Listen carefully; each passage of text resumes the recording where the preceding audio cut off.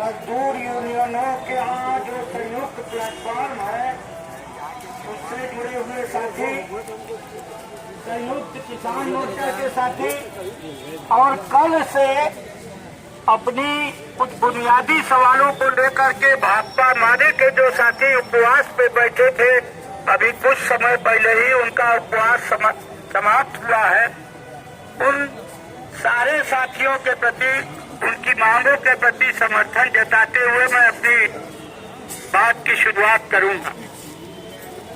साथियों, ये 5 साल किसान संगठनों का जो 5 साल के पहले 1 साल से ज्यादा समय से दिल्ली के बॉर्डर पर धरना चला, तो पहली बार ऐसा हुआ कि नरेंद्र मोदी की सरकार को घोषणा करना पड़ा कि जो 3 काले कानून खेती से जुड़े हुए, खेती को गुलाम बनाने वाले जो कानून थे, उन कानूनों को वापस लेने की घोषणा आज की तारीख में 2020 में किया। किसान उठे नहीं, उन्होंने कहा कि लोकसभा से आपने लागू किया है, लोकसभा से वापस लेंगे तब हम उठेंगे। तो 10 दिन और रुके, संसद के पास चाहिए बनाते हुए से ज्यादा संसद को महत्व किसानों ने दिया। अब जब संसद से वापस हो गया, जब संसद से वापस हो गया तब जाकर के उठे। और ये जानने लायक बात है कि पीछे पोस्टर आए, अरे भाई देख रहे हैं ना उसको पहले।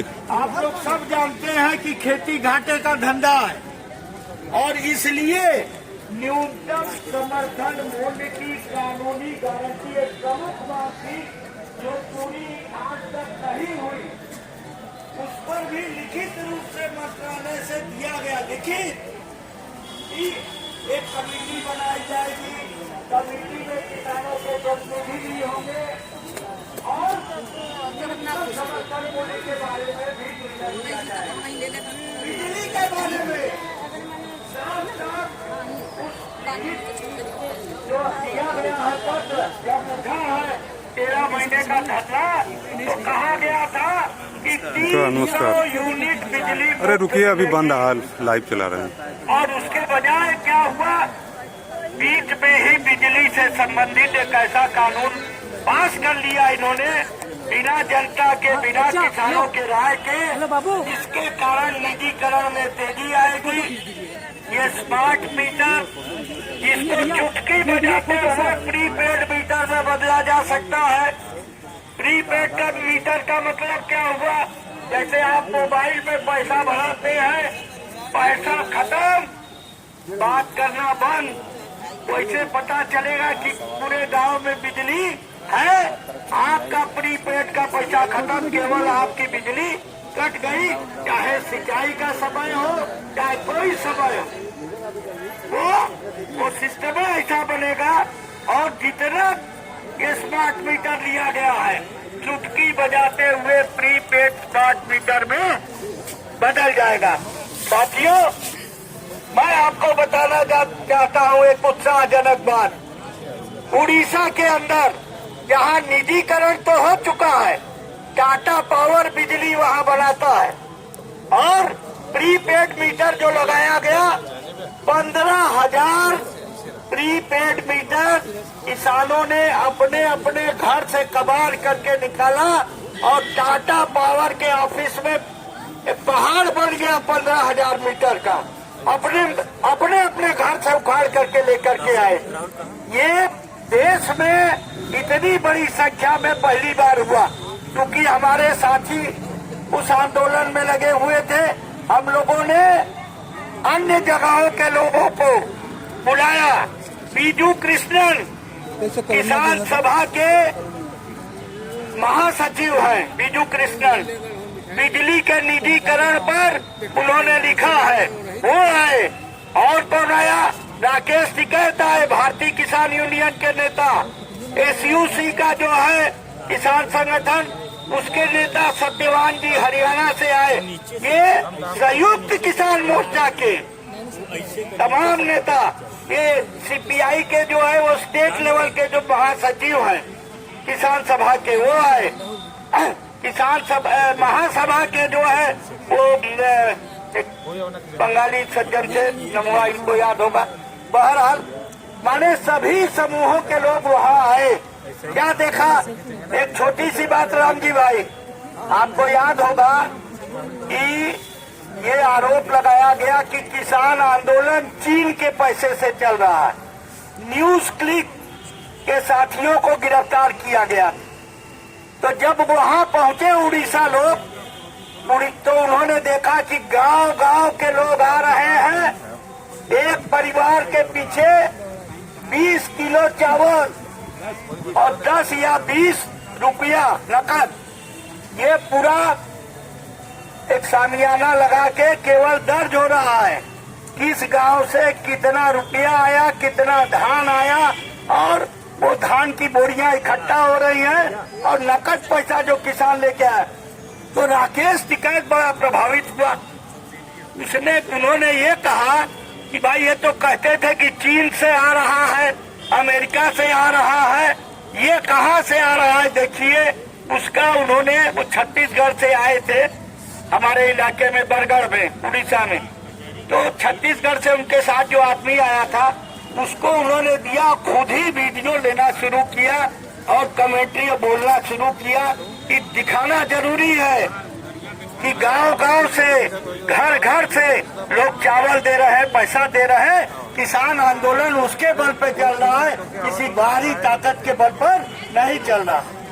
ये मैं उदाहरण देना चाहता हूँ। और बिजली का शुरू है, ये चीजें मोदी के मान का केवल नहीं रहता है, श्रमिक यूनियन के साथियों से कहना चाहते हैं, आइए लोग मजदूरों का हित सोचने के नाम पर अंतर्राष्ट्रीय श्रम संगठन, ठीक है, उसने भी कुछ बनाए हुए हैं नियम, जिनका पालन ये 4 कोड जो थोपा गया है उसमें नहीं किया गया। क्या चीजें थी? ट्रिपार्टाइट यानी 3 पक्षीय सम्मेलन होना चाहिए। कौन कौन पक्ष? सरकार, ट्रेड यूनियन और अगर निजी कंपनियां हैं तो उनका मैनेजमेंट, ये तीनों मिल करके ही तय करेंगे। ये एक परंपरा रही है, लेकिन वो 3 पक्षों का कॉन्फ्रेंस नहीं हुआ ही नहीं कभी। और अब क्या है, बहुत मोटी बातें बताऊंगा संक्षेप में। मजदूरों वाली 8 घंटे का 12 घंटा, आप लोग सब कोई जानते हैं। शिकागो में सैकड़ों 150-200 साल पहले आंदोलन हुआ। 8 घंटे से ज्यादा मजदूरी नहीं करना है, इसका नियम बना। लेकिन इस श्रम कोड के तहत जो मालिकों के पक्ष में है, सीधे सीधे मजदूरों का पक्ष सुना ही नहीं गया। इन चारों कोड को बनाने में 8 घंटे से 12 घंटा तक वो श्रमिकों कर सकेंगे। एक कोड है इंडस्ट्रियल रिलेशन को लेकर के, माने मजदूरों में और मैनेजमेंट के बीच में वार्ता कैसे होगी, कौन वार्ता करेगा। अभी तक तो ये था कि कोई ट्रेड यूनियन करेगी, अब ये होगा कि वो बताएंगे कि एक ट्रेड यूनियन वार्ता करेगी। मतलब समझिए आप लोग, ये सारी चीज बंदी, जो कारखानों को बंद किया जाता है, ये था कि 100 जहां जिस यूनिट में 100 से कम हो उनके लिए अलग बात थी। अब 300 कर दिया गया। 300 मजदूर जिस इकाई में काम करते होंगे उनमें भी बिना किसी प्रक्रिया का पालन किए हुए ये नए लेबर कोड में 300 यूनियन, और ये सारी चीजें, ये पूरा ट्रेड यूनियन आंदोलन चलता था कैसे भाई? 100 साल, 50 साल, 80 साल, इतने वर्षों के संघर्ष के बाद मजदूरों के हित में जो कानून बने थे वो सारे के सारे पलट दिए गए। एक छोटी सी बात है, एक होती है क्रांति, जीवन के हर क्षेत्र में परिवर्तन सुधार लाती है, और एक होती है प्रतिक्रांति, क्रांति का उल्टा, तो ये प्रतिक्रांति का काम ये 4 लेबर कोडों को ले आकर के किया गया है, उल्टी दिशा में ले जाने का काम। सारी चीजें जो मजदूरों के हित में प्राप्त हुई थी, जो हक मिले थे, जो अधिकार मिले थे, उन अधिकारों को, और इसको भी ये मत सोचिए कि किसानों का 5 साल हो गया, मजदूरों के भी कई कोड जो हैं 2020 के हैं, 2017 के हैं, दस्तखत भी हो चुका था। और हमारे साथी लोग भ्रम में थे कि हमारी इतनी बड़ी ताकत है कि इसी वजह से रुका हुआ। लागू कब हो गया? बिहार का चुनाव हुआ, लागू हो गया।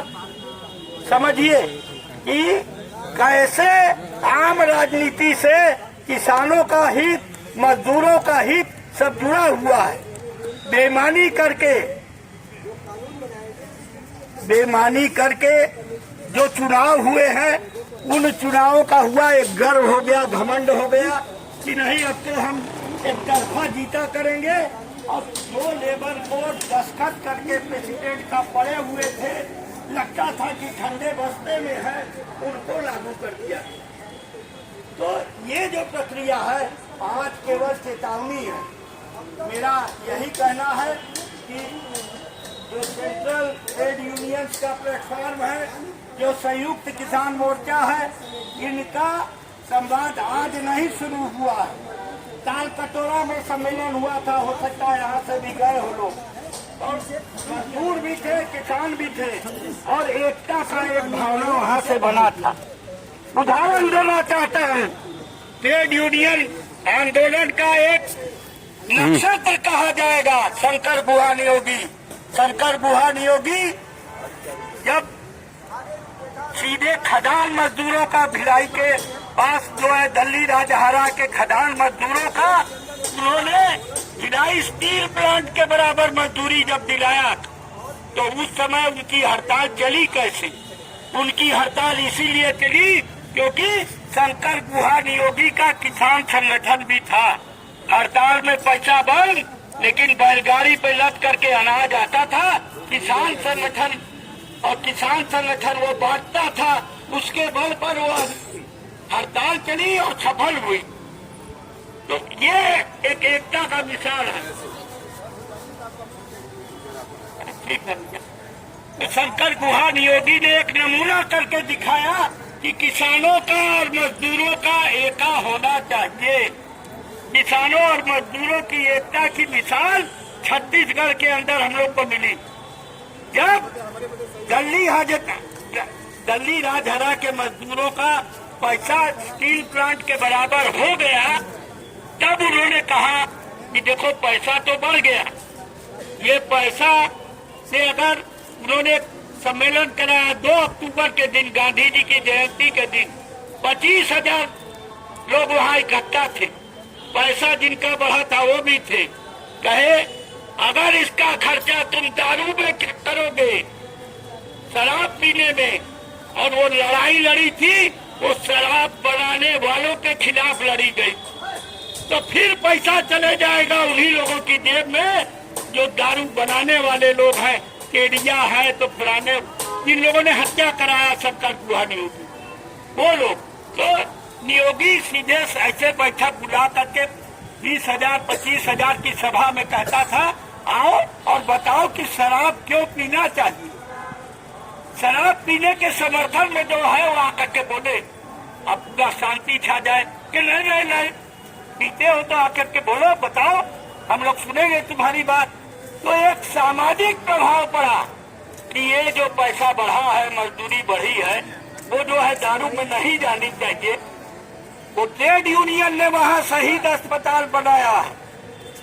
जो लोग इस संघर्ष में शहीद हुए पुलिस की गोलीबारी में, उनकी याद में इतना सुंदर डॉक्टर विनायक सेन उसके पहले डॉक्टर थे शहीद अस्पताल के।